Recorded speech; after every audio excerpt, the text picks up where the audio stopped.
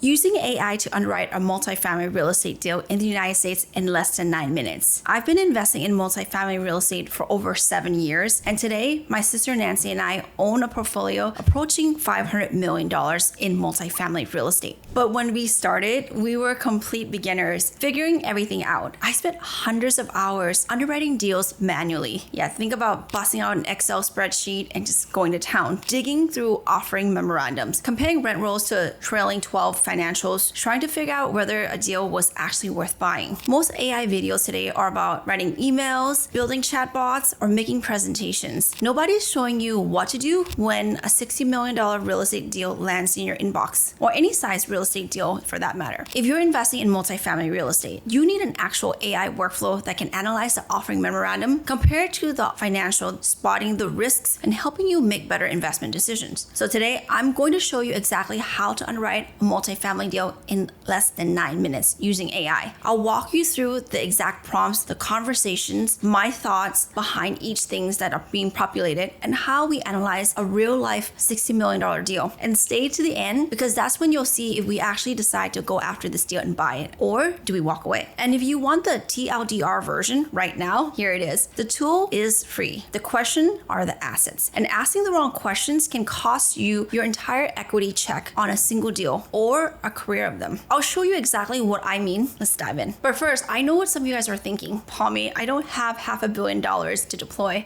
I'm just trying to figure out my first deal. Got it. That's exactly who this video is for. When Nancy and I underwrote our very first property, a 76-unit multifamily deal in Phoenix, Arizona, I had no idea what I was doing either. I learned by underwriting deals, a lot of deals, badly at first. You don't need the skills to start. You just need to actually start and ask the right questions. The skills comes from the reps. And honestly, if you're starting today in 2026, this is the best moment in history to learn this. When Nancy and I started, we had to dig up Excel, VLOOKUPs, cell references, broken formulas at midnight before an LOI or letter of intent was due. You don't have to do any of that anymore today. The AI models available right now can absorb entire offering memorandums, a T12, a rent roll, a loan document, hundreds of pages, and hand you back a summary in just 90 seconds or so. What took me 2 years to learn on spreadsheets, mismatching everything together, you can access in an afternoon. But, and this is a big but, this is the whole reason this video existed. The same superpower comes with the warning label, buyer beware. Except instead of getting burned on a $19.99 trinket you buy from a sketchy website, ask me how I know,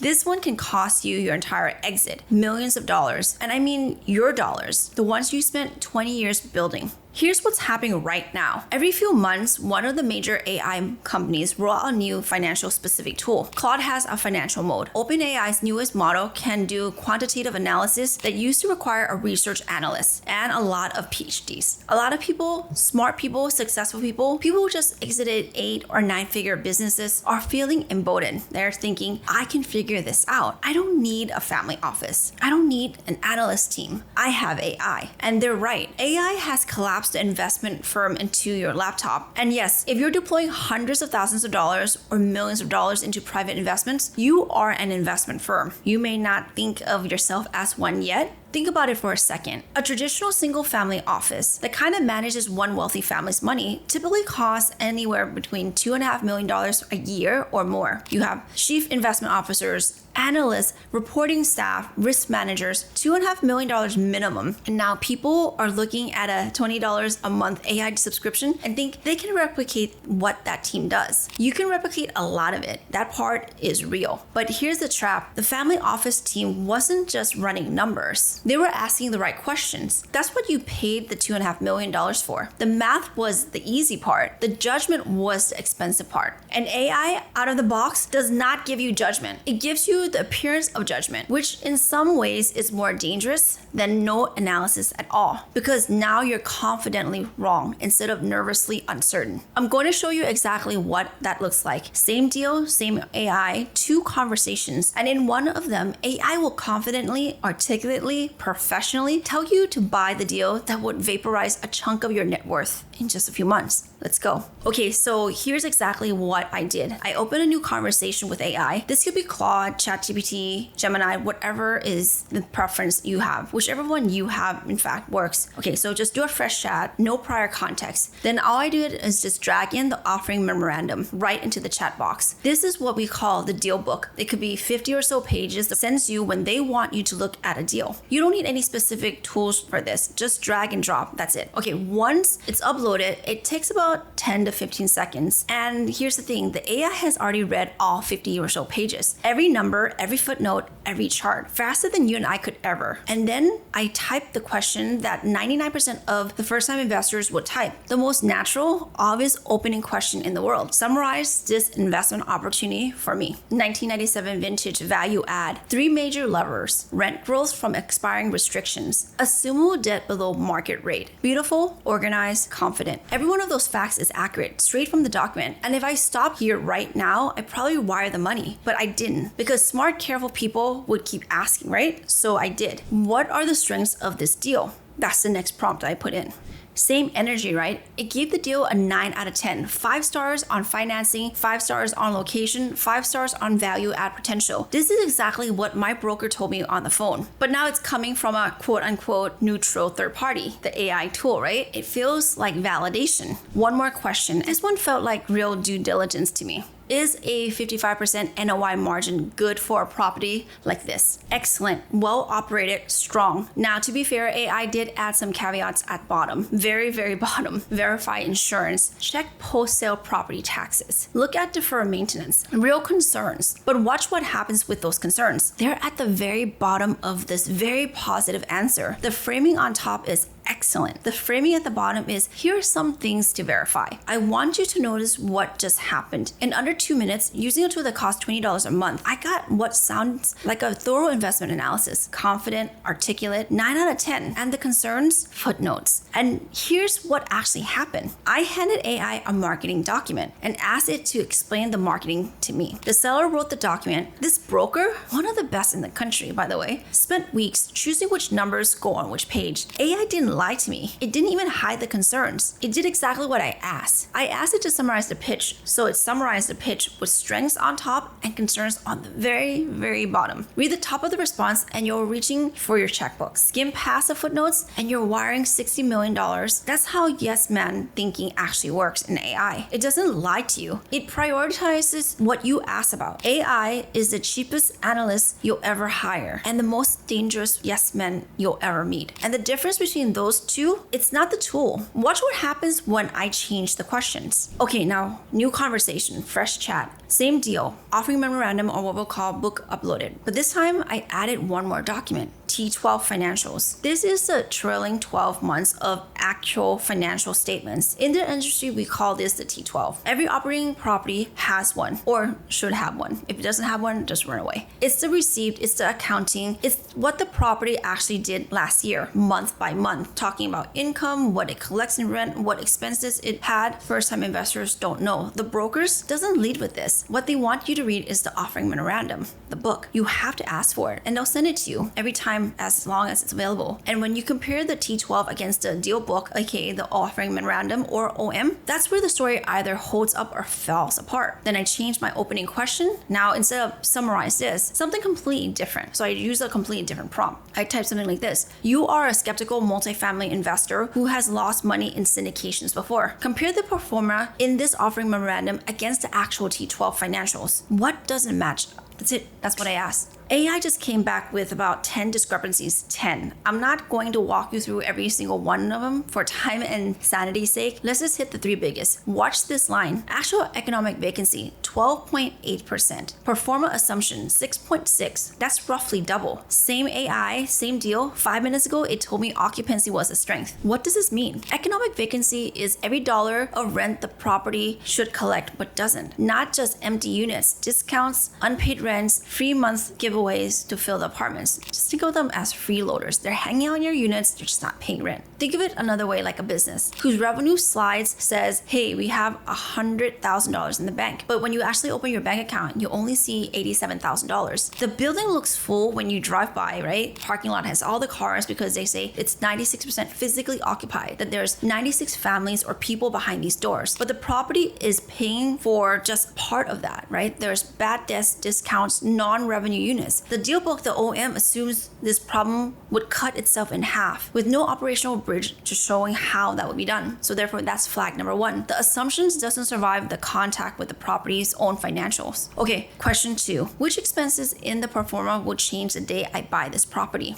This is a very important question to ask because just because that expense exists today doesn't mean that it's be the same expense that you will be paying as a new buyer, as a new owner. $756K and the biggest change line. $393,000 today. $756,000 the day I buy it. That's not a projection. That's the deal book's own numbers. On page 33 in fine print, I never open. The assessment isn't hidden. It's in the real deal book, the OM. And the Yes Man AI conversation read right past it because I never asked. What does this mean? In Florida and in a lot of states, the county gets to reprice your tax bill the day you buy. The current owner is paying taxes based on what they paid years ago. You'd be paying taxes based on your $60 million purchase price. It's like buying a business where one of the biggest expense line automatically double at closing. That's shocking. And the profit number on the top cover of the deck was calculated before the doubling. That's the problem. $363,000 a year gone before you've even collected your first check. Now, some of you are already typing the comment, Palmy, didn't Florida just eliminate property taxes? I'm so glad you asked because this is exactly how the Yes Man AI thinking works. Here's what actually happened. The Florida legislature passed a constitutional amendment this June 2026. It goes to voters this November and it applies to homestead, the house that you live in, not apartment buildings, not commercial property. If you buy this deal, the one that we're reviewing right now, your tax bill doesn't disappear. And here's the part almost nobody says out loud. If homeowners stop paying, guess who local governments looked at to fill the hole? Commercial real estate, commercial property, rental properties. What does this mean? The headline said Florida is killing property taxes. The fine print says for houses you live in. Maybe if 60% of voters agree and someone else may pick up the tab. That's the crucial part. If you skim headlines the way that the Verge conversation skimmed the deal book, the OM, you would have mentally deleted the single biggest expense change in this deal. Headlines are yes men too. Flag 2. The cap rate on the cover is not the cap rate you're buying. It never is. One more question. This one is the one that killed the deal for me. The deal's biggest selling point is the immediate rent upside on the units under the expiring rent restriction, the LORA. What does capturing the upside actually require? What is the document not saying? You swap rent restrictions, and by the way, for your own deals, just swap the rent restrictions for whatever your deal's headline upside is. Maybe it's a renovation program, a marketing repositioning, whatever the sponsor is selling as the main reason why this deal is amazing. That's what you'll put there instead of my LORA expiring. Watch what AI did here. It says the LORA expires. That's step 1. That's the easiest part. You don't do anything, right? The buyer still has to execute steps 2 through 8. Leases have to expire. Check. That's easy. It's gonna expire in December. Residents have to accept increases or move out. Tough game. Units have to turn. Renovations have to happen. Marketing, leasing, collections. Every single one takes time and money. The deal book never accounts for. And here's the sharpest catch. Look at this line. The OM says the units are $750 below market. That's astounding, right? That's life-changing for this deal. But the very same OM, its own unit table, its own math, shows the gap is closer to $300. AI caught the OM contradicting itself. That's flag 3, and it's one no first-time investor would ever find on their own because it requires cross-checking one page of the deal book against another. The headline number and the source data disagree, and the headline is the number the performer runs on. What does this mean? 55 of these units, a fifth of the property in fact, are under an affordable housing restriction that expires in December. This may have been a deal that the developer made with the city in order to get a price break. You have to bring in a certain number of affordable housing for an extended period of time. Those residents paid about $1,000 a month right now. The OM says market rent is $750 higher, but the same OM, its own unit table, says the gap is closer to $300. The best case rent upside upside is maybe half of what marketing claims. And even half isn't automatic. It requires exactly those 8 steps that AI walked us through. Turnover, vacancy, renovation, leasing. Every step is time and money. The OM sold pricing power. The right questions in AI, it surfaced the execution risk. Those are very different things. And execution risk is what turns good properties into bad investments. So let me enter another prompt. Given the actual financials, the tax reassessment, and a realistic conversion timeline, what does the mass support paying for this property? The offering is priced around $60 million. $40 to $44 million, not 60. $42 to $44 million. Now, I want to be careful here. This is a first pass. AI just did in 9 minutes what would have taken me maybe 3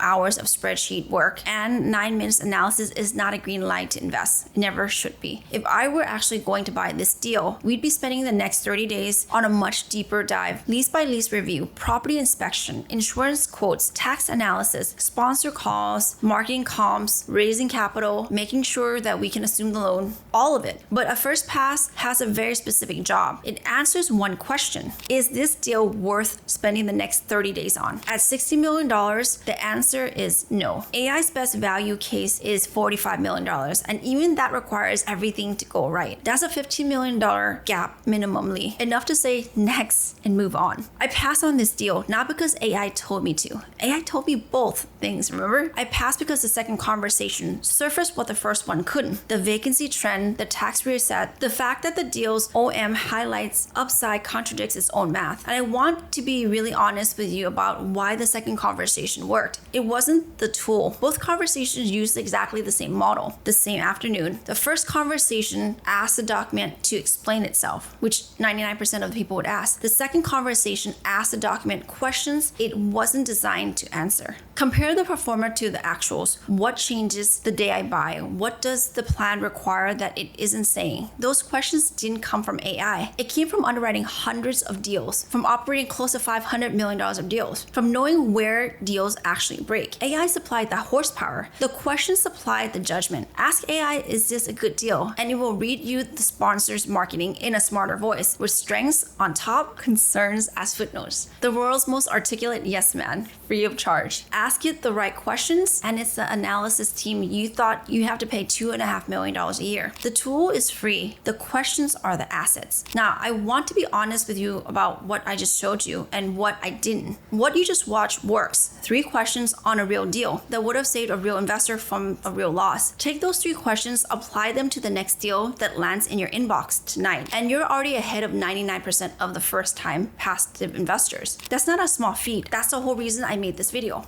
And I'd be remiss to not tell you this, that 3 questions is not a system. It's the first pass. Here's the thing about a real deal. Income is one category, but there's also expenses, and I only showed you one expense trap today. There are at least 7 others I check for before I ever wire the money. There's debts, how the loan is structured, when it matures, what happens if rates move, whether the sponsor's covenants are realistic. There's the sponsors themselves, their track record, their fee structures, how they get paid, whether the deal wins or loses. There's the market, there's the exit. Every one of those is a category of question with its own traps and its own yes man moments, its own places where a single missed line costs you hundreds of thousands, if not millions of dollars. And here's the part that scares me for you. If you go home tonight, run these 3 questions on your next deal in your inbox, and everything checks out, you might feel like you've done your homework. You might feel safe. But if the trap on that deal is hiding in the debt structure or the sponsor's promote or the market supply pipeline, and you didn't ask those categories, you pass a test that wasn't the whole test. That's the exact scenario I'm trying to keep you out of, because the investors I've watched lose money over the past 3 years, the ones I made documentaries about, the ones whose stories break my heart, they didn't lose because they didn't do any homework. They lost because they did some homework and stopped there. They ran their 3 questions and mistook that for a full underwrite. So here's what I want to offer you. I'm running a free masterclass live with me where I walk you through the full underwriting framework Nancy and I have built over the past 7+ years and $500 million of deals. Every category, the exact questions, the exact order on a real deal, start to finish,